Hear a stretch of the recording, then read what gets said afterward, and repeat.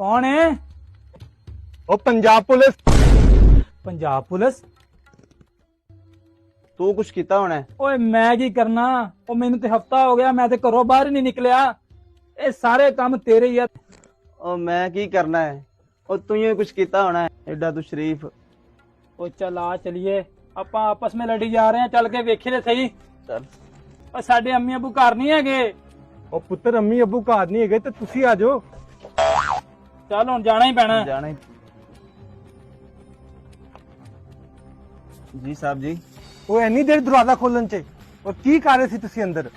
दरअसल साहब जी कमरा पीछे बड़ी दूर है, आंदे आंदे लेट हो गई। हुक्म लाओ साहब जी। ਉਹ ਹੁਕਮ ਕੀ ਕਰਨਾ ਹੈ? ਇੱਕ ਠੰਡੇ ਪਾਣੀ ਦੀ ਬੋਤਲ ਦਿਓ ਯਾਰ। साहब जी तुसी साडा तराह ही काट छड्डिया सी। जा यार ले के आ। जी मैं लैके आया साहब।